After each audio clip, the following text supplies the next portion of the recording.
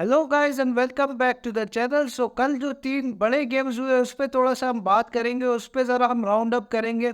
और सबसे पहले हम डिस्कस करेंगे real Madrid versus real Betis वाला गेम, और उसके बाद हम डिस्कस करेंगे मैनचेस्टर यूनाइटेड वर्सेस बोurnemouth, और उसके बाद आखिर में हम थोड़ी सी डिस्कशन करेंगे एस्टन विला वर्सेस आर्सेनल वाले गेम की। तो सबसे पहले अगर हम रियल मैड्रिड वाले गेम की बात करें तो मेरे ख्याल से हम सबको पता था कि रियल बेटिस जो है वो कभी भी इजी अपोनेंट रही नहीं है। अगर स्पेशली हम ला लीगा टीम्स की बात करें तो वो हमेशा से जो भी ला लीगा टॉप साइड के अगेंस्ट खेलते हैं उनको टफ कंपटीशन देते हैं, और हमें पता था कि कहीं से भी इजी फिक्सचर नहीं है। और अगर लाइनअप की बात करें तो लाइनअप में हमें 2 चेंजेस देखने को मिली। लुका मोड्रिच जो इंजरी से वापस आया वो वापस स्टार्टिंग 11 में आया, और दूसरे अगर हम चेंज की बात करें तो वो चेंज था लूकास वास्कस का, जो कि कार्वाहाल को जिन्होंने रिप्लेस किया, जो कि पिछले गेम में इंजर्ड हो गए थे। और एक और जो इम्पोर्टेंट बात लगी मुझे वो ये कि लुलिन कल के गेम में बेंच नहीं हुए, जो कि रूमर से और जो कि कार्लो एंजेलोटी अपने प्रेस कॉन्फ्रेंस में भी कहते रहते थे कि लुलिन जो है वो बेंच होंगे। केपा इंजरी के बाद वापस आ चुके हैं तो केपा स्टार्ट करेंगे, जो कि मुझे बात समझ नहीं आती थी, क्योंकि लुलिन का अगर आप रिसेंट रिकॉर्ड देखें तो वो बहुत अच्छा है। वो क्लीन शीट भी रख रहे हैं, वो ओवरऑल सेव्स भी कर रहे हैं, तो वो बहुत अच्छी परफॉर्मेंसेस दिखा रहे हैं। और मुझे समझ नहीं आती थी कि कार्लो एंजेलोटी की इस स्टेटमेंट के बाद लुलिन को मजीद और क्या करना पड़ेगा कि वो स्टार्टर रहे। एटलीस्ट दीबो कोर्तवा के आने तक तो मेरे ख्याल से लुलिन को स्टार्ट रहना चाहिए, जो उनके रीसेंट फॉर्म इस वक्त चल रही है। तो और एक बात जो मेनली कंसर्निंग है वो ये कि हम अभी तक दिसंबर में है, और दिसंबर में अभी तक जो हमने पॉइंट्स ड्रॉप किए हैं एटलेटिको मैड्रिड के अगेंस्ट, सिविया के अगेंस्ट, राय वालेकानो के अगेंस्ट, और कल हमने जब रियल बेटिस से जो पॉइंट्स ड्रॉप किए हैं, जो भी टीम थोड़ी सी कॉम्पिटिटिव टीम हमें मिली है इस सीज़न उनके अगेंस्ट हमने पॉइंट्स ड्रॉप किए हैं। एटलेटिको मैड्रिड से तो हम बुरी तरीके से आ रहे थे, लेकिन अगर इन टीम्स की मैं बात करूं तो जिन टीम्स से हमने पॉइंट्स ड्रॉप किए, मेरे ख्याल से अगर आपको लीग जीतनी है तो आपको ऐसे गेम्स जीतने पड़ेंगे। और यहाँ से हम उम्मीद यही कर सकते हैं कि जो इंजर्ड प्लेयर्स हैं, जो इंजरी से वापस आएंगे, तो उम्मीद यही कर सकते हैं कि उन इंजर्ड प्लेयर्स के आने के बाद सिचुएशन जो है वो काफ़ी बेहतर हो जाएगी रियल मैड्रिड के लिए। गेम की अगर मैं बात करूं तो Jude Bellingham is some player, और ये हमें दिख भी रहा है कि Jude Bellingham is scoring goals, is creating goals, and he is doing everything you can ask for a midfielder. Unfortunately वो अभी अपनी पोजीशन पे भी नहीं खेल रहे जिसपे वो खेलते हैं as a midfielder, as a box to box midfielder, but he is still producing some numbers for Real Madrid. और आई थिंक अगर मैं ओवरऑल गेम की बात करूं तो हमने बहुत अच्छे चांसेस क्रिएट किए, और ये ऐसा गेम था जो कि हमें जीतना चाहिए था। रियल बेटिस के अगेंस्ट अगर आप गेम जीत जाते तो आपका जो गैप था ला लीगा टेबल में वो काफ़ी बढ़ जाता। और आई थिंक अगर मैं मैच की बात करूं तो हम बहुत अच्छा खेल लेते until we considered that beautiful goal, और उसके बाद मेरे ख्याल से भूल गए थे कि फुटबॉल होती क्या चीज़ है।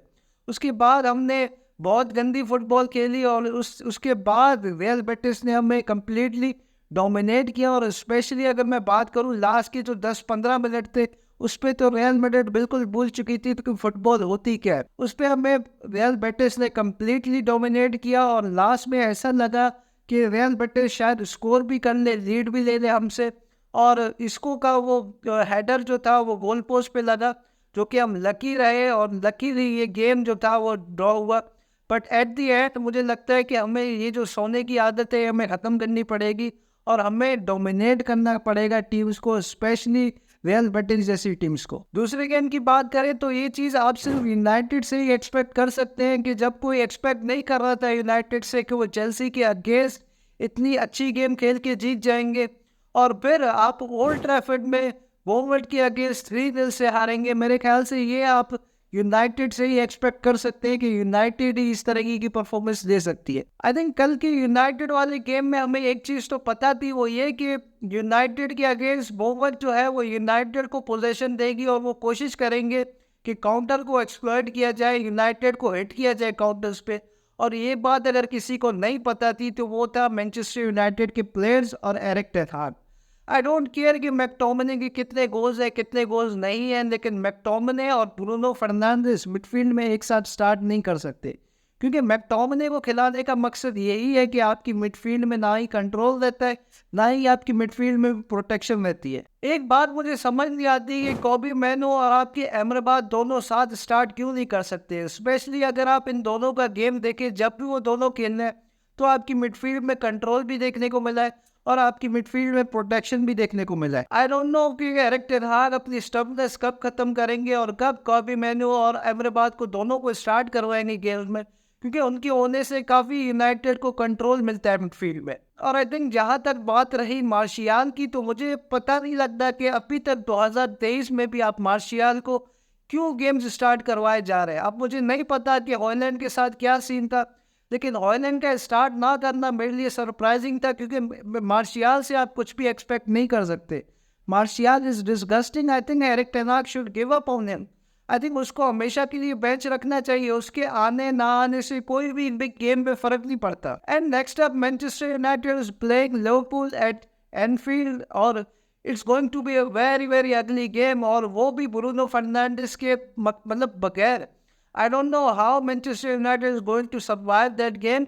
और उस गेम में मुझे लगता है कि कोबी मैनू और अमराबाद का होना बहुत ज़रूरी है कंट्रोल और प्रोटेक्शन के लिए। और तीसरे गेम की अगर हम बात करें तो वो है Aston villa versus Arsenal, and it's unbelievable जो काम उनाई एमरी कर रहे हैं एस्टन विला के साथ। जब से उन्होंने एस्टन विला का 4 संभाले, उस वक्त एस्टन विला 17th प्लेस पे थी, और 4 संभालने के बाद उन्होंने 38 गेम्स में एस्टन विला के मैनेजर हुए। उन्होंने 38 गेम्स में एस्टन विला को 78 पॉइंट्स मिले। It's absolutely ridiculous. और स्पेशली मैं बात करूंगा कि सेम वीक में आपने मैन सिटी और आर्सेनल को हराया और उन टॉप टीम्स को हराया। स्पेशली मैं सिटी की बात करूंगा, जो कि प्रीमियर लीग की टॉप टीम्स है और जो कि हमेशा ही टाइटल कंटेंडर्स रहती है प्रीमियर लीग में, और जो कि मुझे लगता है कि जायंट क्लब्स है। एंड इट्स अनबिलीवेबल जो काम उनाई एमरी कर रहे हैं इस वक्त एस्टन विला के साथ। और पर्सनली मुझे लगता है, ये बात मैंने काफ़ी पहले भी कही है, कि मुझे लगता है कि एस्टन विला का जो प्रोजेक्ट है, जो इस वक्त प्रोजेक्ट एस्टन विला के पास है, वो एक बहुत ही ज़बरदस्त प्रोजेक्ट है। उन्होंने बगैर किसी बड़ी स्पेंडिंग के साथ एक ऐसी टीम बना दी है जो कि हर प्रीमियर लीग टीम के अगेंस्ट कम्पीट कर सकती थी। उन्होंने जेरार्ड के टाइम पे भी उनका एक प्रोजेक्ट था, बट अनफॉर्चुनेटली वो टैक्टिक्स काम नहीं किए। उसके बाद जब उनाई एमरी आए, उनको बस एक मैनेजर चाहिए था जो कि मैनेजर एक्सप्लॉइट करे, और जो कि हमें दिख रहा है कि उनका project is a complete team. जबकि मैं उनके डिफेंस की बात करूं तो पाओ टोरेस जो सिविया के जो डिफेंडर थे वो उनके पास है, और उनकी भी एक कंप्लीट टीम है मैं कहूँगा। उन्होंने टेलीमेंस लिया था फ्री में, और एक एक प्रोजेक्ट, एक मतलब सिस्टम, प्रॉपर सिस्टम आपको काम करता हुआ नज़र आ रहा है। तो इट्स रियली गुड टू सी कि उनाई एमरी एस्टन विला के साथ अच्छा कर रहा है। बाकी do let me know in the comment section what do you guys think. It's a goodbye from me. मिलते हैं नेक्स्ट वीडियो में। Till next time.